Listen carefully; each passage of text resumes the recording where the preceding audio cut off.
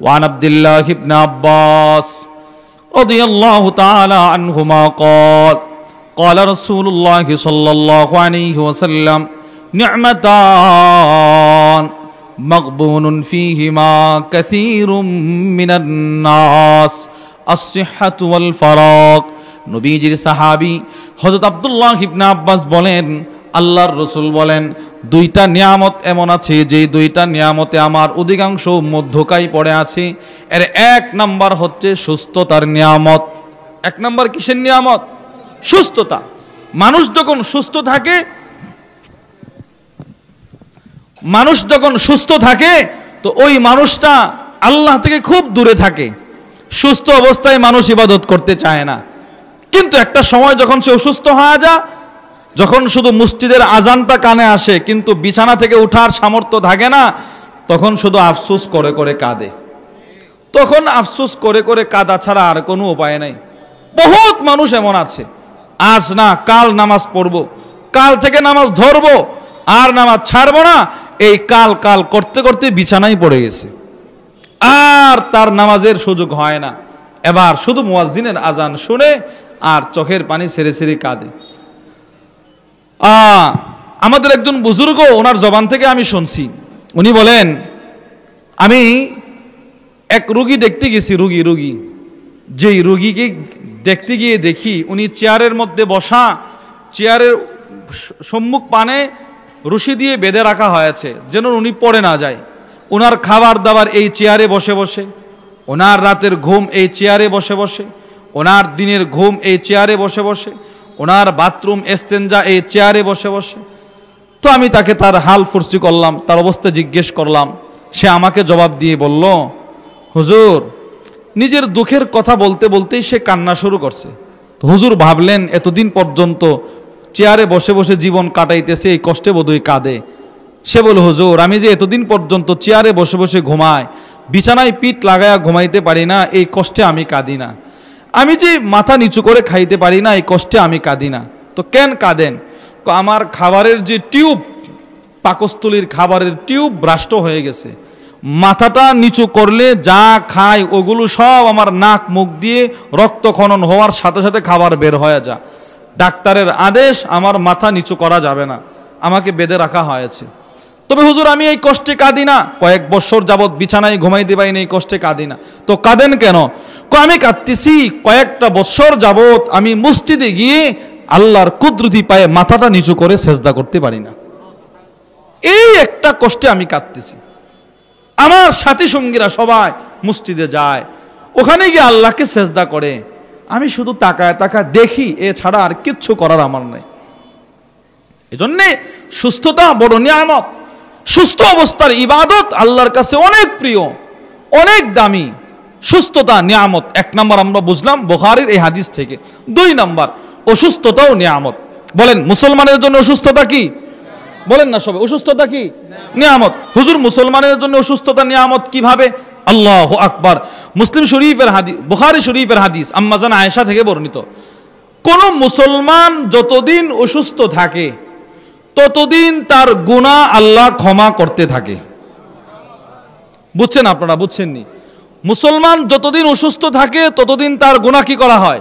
ক্ষমা করা হয়। বুখারীর হাদিস।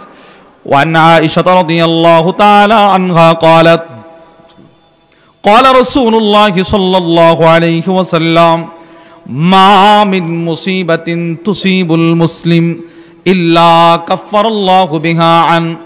আল্লাহর রাসূল বলেন, কোন মুসলমানকে যখন কোন মুসিবত আক্রান্ত করে অসুস্থ হয়ে যায়, ও যতদিন অসুস্থ থাকে ততদিন তার গুনাহ ক্ষমা করা হয়। গুনাহ ক্ষমা করা হয়, গুনাহ ক্ষমা করা হয়। গুনাহ ক্ষমা করতে, ভাই সাউন্ডটা একটু বাড়াই দেন, একটু ক্লিয়ার করে দেন। গুনাহ ক্ষমা করতে করতে করতে করতে কি পরিমাণ গুনাহ ক্ষমা করা হয়? তিরমিজি শরীফের 2399 নম্বর হাদিস। আল্লাহর রাসূল বলেন, যেই সমস্ত মুমিন মুসলমানদের অসুস্থতা বেশি থাকে সে মৃত্যুর পরে আল্লাহর সাথে সাক্ষাৎ করে এমত অবস্থায় যে মৃত্যুর পরে রবের সাথে সাক্ষাৎ করার সময় তার কোনো গুনাহই থাকে না। কি পরিমাণ গুনাহ আল্লাহ তার ক্ষমা করে চিন্তা করেন তো। قال رسول الله صلى الله عليه وسلم ما يزال البلاء بالمؤمن والمؤمنة আল্লাহর রাসূল বলেন কোন মুমিন পুরুষ কোন মুমিন মহিলার যখন অসুস্থতা লেগেই থাকে, এই স্বামী অসুস্থ, স্বামীটা সুস্থ, বিবি অসুস্থ, বিবি সুস্থ, মেয়েটাও সুস্থ, মেয়ে সুস্থ, ছেলেটাও সুস্থ, একজনের পর একজনের অসুস্থতা লেগেই আছে। আল্লাহর রাসূল বলেন হাত্তা ইয়ালকাল্লাহ ওয়া মা আলাইহি খাতিআ, ওই লোকটা মৃত্যুর পরে আল্লাহর সাথে এমন ভাবে সাক্ষাৎ করবে তার কোনো গুনাহ থাকবে না, তার কোনো গুনাহ থাকবে না, সে পূর্ণাঙ্গ গুনাহ থেকে পাক সাফ হয়ে আল্লাহর কাছে দাঁড়াবে। তাহলে অসুস্থতা আমাদের জন্য নিয়ামত কিনা বলেন? নিয়ামত। এমনকি আল্লাহর রাসূল বলেন হাদিসে কুদসি, তিরমিজি শরীফের হাদিস, আল্লাহর রাসূল বলেন 2400 নম্বর হাদিস, নবীজি বলেন আল্লাহ তাআলা বলেন ইদা আখাযতু কারীমাতাই আবদি ফিদ দুনিয়া, আল্লাহ বলেন আমি যখন কোনো বান্দার কারিমা কেড়ে নিয়ে যাই, কারিমা মুআজামুল ওয়াসিতের মধ্যে লেখা হয়েছে কারিমা এই মানা কুল্লু জারিহাতিন শরীফা, আপনি আপনার শরীরের যেই অঙ্গটাকে আপনার কাছে দামি মনে হয়, দামি, কারিমা বলা হয় সেই অঙ্গটাকে। আমার কাছে আমার দুইটা চোখ দামি, এটা কারিমা। আমার কাছে আমার দুইটা হাত দামি, এটা কারিমা। আমার কাছে দুইটা পা দামি, কারিমা। আমার কাছে আমার মাথা দামি, কারিমা। আমার কাছে আমার ব্রেন দামি, কারিমা। আমার কাছে আমার দুইটা চোখ দামি, কারিমা। তো আল্লাহ তাআলা বলেন ইদা আখাযতু কারিমাতাই আবদি ফিদ দুনিয়া, আমি যখন আমার কোনো বান্দার দুইটা চোখ নিয়ে যায় অথবা দুইটা দামি অঙ্গ কেড়ে নিয়ে যায়, লাম ইয়াকুল্লাহু জাযাউন ইনদি ইল্লাল জান্নাহ, এর বিনিময়ে পরকালে আমি তার জন্য শুধুই মাত্র রেখে দিয়েছি জান্নাত। মনে করেন কেউ রুট অ্যাক্সিডেন্ট করলো, রুট অ্যাক্সিডেন্ট করে কারো একটা হাত চলে গেছে, দুইটা পা চলে গেছে, এমন হয় না অনেকের? কি বলেন, হয় না? অসুস্থ হয়, অথবা ডায়াবেটিক্সের কারণে চোখের পাওয়ার চলে গেছে। এখন তো এক আজীব রোগ ডায়াবেটিস, ওইটার কারণে মানুষের চোখের পাওয়ার চলে যায়। আমাদের ব্রাহ্মণবাড়ির একজন প্রবীণ ওয়াইজ আছেন, এখনো জীবিত আছেন, ইসহাক আল হুসাইনি হাফিজাহুল্লাহ। উনি গত কয়েকদিন আগে, ওনার চোখ আছে কিন্তু চোখের পাওয়ার চলে গেছে ডায়াবেটিসের এই রোগের কারণে। উনি কাঁদে, এখন সফর করে কিন্তু সাথে সফর সঙ্গী থাকে, ওনারা একই রাহাবরি করে নিয়ে যান, চোখের পাওয়ার চলে গেছে। তো রাসূল বলতে চাচ্ছেন আল্লাহ কেমন যেন বলেন আমি যদি কারো চোখের পাওয়ার নিয়ে যায় আর সে আমার উপর সন্তুষ্ট থাকে, তো পরকালে তার জন্য আমি রেখে দিয়েছি শুধুই মাত্র জান্নাত, শুধু জান্নাত রেখে দিলাম। এমনকি অসুস্থ ব্যক্তিদের জান্নাত যখন আল্লাহ এদেরকে দিবেন, অসুস্থ ব্যক্তিদের জান্নাত আর জান্নাতের সাজসজ্জা দেখে পৃথিবীর সব সুস্থ ব্যক্তিরা আফসোস করবে, আফসোস। সুবহানাল্লাহ বলেন না? আর এই অসুস্থ ব্যক্তিদের জান্নাত দেখে সুস্থরা কি করবে? আফসোস করবে। তিরমিজির হাদিস 2402 নম্বর হাদিস, ওয়ান জাবির ইবনে আব্দুল্লাহ রাদিয়াল্লাহু তাআলা আনহুমা قال قال رسول الله صلى الله عليه وسلم يود أهل العافية يوم القيامة حين يعطى أهل البلاء الثواب। নবীজির বিখ্যাত সাহাবী হযরত জাবির ইবনে আব্দুল্লাহ রাদিয়াল্লাহু তাআলা আনহুমা থেকে বর্ণিত, তিনি বলেন আল্লাহর রাসূল বলেন হাসরের কঠিন ময়দানে আল্লাহ তাআলা পৃথিবীর সব অসুস্থ ব্যক্তিদেরকে ডেকে ডেকে জান্নাত দিবেন, জান্নাত। এবার সুস্থ ব্যক্তিরা অসুস্থদের জান্নাতটা দেখবে, দেখে আফসোস করে বলতে থাকবে লাউ আন্না জুলুদাহুম কানাত কুরিদাত ফিদ দুনিয়া বিল মাকারিদ, হায় রে যদি অসুস্থ ব্যক্তিদের মতো দুনিয়াতেও করাত আর কাচির দ্বারা আমাদের শরীরের চামড়াগুলো কাটা হয়তো, হাসরের ময়দানে এসে তো আমরা এদের মতো বড় বড় জান্নাতের মালিক হইতাম, আমরাও তো এদের মতো দামি জান্নাত পাইতাম। এ আফসোস করবে। উচিত তো ছিল, আপনারা বলেন তো, বিবেক বলে, বিবেক জ্ঞানের তাকাজা হচ্ছে অসুস্থ ব্যক্তিরা সুস্থ ব্যক্তিদের জান্নাত দেখে আফসোস করা, এটা জ্ঞান বলে, বিবেক বলে। কেন? সুস্থ ব্যক্তি যেইভাবে ইবাদত করতে পারে অসুস্থরা কি সেরকম পারে নাকি? মনে করেন একজন অসুস্থ, ডাক্তার তাকে বলছে আপনি সেজদা দিতে পারবেন না, সেজদা দিলে আপনার এই সমস্যা, এই সমস্যা। কোন মুসলমান ডাক্তার বলল আসলেই সে একটা রোগে আক্রান্ত, এবার যিনি সেজদা দিতে পারেন তার দাম বেশি কিনা বলেন? আরে তার দাম বেশি কিনা? বেশি, কারণ সে তো, ভাই ইকোটা কমান, ইকো কমায় দেন, যিনি সেজদা দিতে পারেন তার দাম বেশি, এটাই বাস্তব।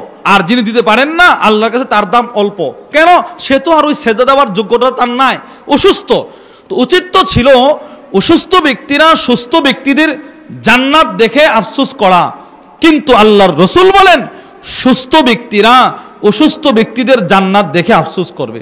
আমার বুঝে আসে নাই কি বিবেক বলে অসুস্থরা সুস্থদের জান্নাত দেখে আফসোস করা, আর নবী বলেন সুস্থরা অসুস্থদের জান্নাত দেখে আফসোস করবে। কিন্তু বুখারীর হাদিস 2996 নম্বর হাদিস, আবু মুসা আল-আশআরী থেকে বর্ণিত, আল্লাহর রাসূল বলেন ইদা মারিদাল আবদ, যখন কোনো বান্দায় অসুস্থ হয়, যখন কোনো বান্দায় অসুস্থ হয়, তখন আল্লাহ তাআলা ডান কাদের ফেরেশতাকে বলে দে কুতিবা লাহু মিসলু মা কানা ইয়ামালু মুকিমান সহিহা, এই তুমি আমার ওই বান্দার গুনাহ লিখবা না, ও ইবাদত করতে গিয়ে অসুস্থ, কিছু ত্রুটি হতে পারে, তুমি সেই ত্রুটিযুক্ত ইবাদত লিখবা না, তুমি পূর্ণাঙ্গ ইবাদতের সওয়াব লিখে দিবে। অসুস্থ ব্যক্তিদের অসুস্থ নামাজ পড়তেছে, রাসূল বলেন আল্লাহ পাক ফেরেশতাকে বলে পূর্ণাঙ্গ ইবাদতের সওয়াব লিখে দাও তুমি। এবার তার পূর্ণাঙ্গ ইবাদতের সওয়াব লেখা হয়। ঠিক ওই রকম রাসূল বলেন আউসাফারা, কোন মুসলমান যখন সফর করে, সফরের হালতে যারা মুসাফির হয় তারা 4 রাকাত নামাজে কয় রাকাত পড়ে? মাশাআল্লাহ, বলেন কয় রাকাত পড়ে? এবার রাসূল বলেন আল্লাহ তাআলা ফেরেশতাকে বলে ও যদিও পড়ে 2 রাকাত, যোহরের 2 রাকাত পড়লো, তুমি যোহরের 4 রাকাতের সওয়াব লিখে দিবা। তাহলে বোঝা গেল অসুস্থতা সুস্থতা উভয়টাই নিয়ামত। সুস্থতাও নিয়ামত, অসুস্থতাও কি? বলেন না, অসুস্থতাও কি নিয়ামত। তবে প্রশ্ন, সুস্থতার নিয়ামতটা তো আমরা সহ্য করতে পারি, আল্লাহ তাআলা আমাদেরকে অসুস্থতার নিয়ামতটা দেন কেন? আমাদেরকে আল্লাহ তাআলা অসুস্থতার নিয়ামতটা দেন কেন? এর উত্তর দিয়ে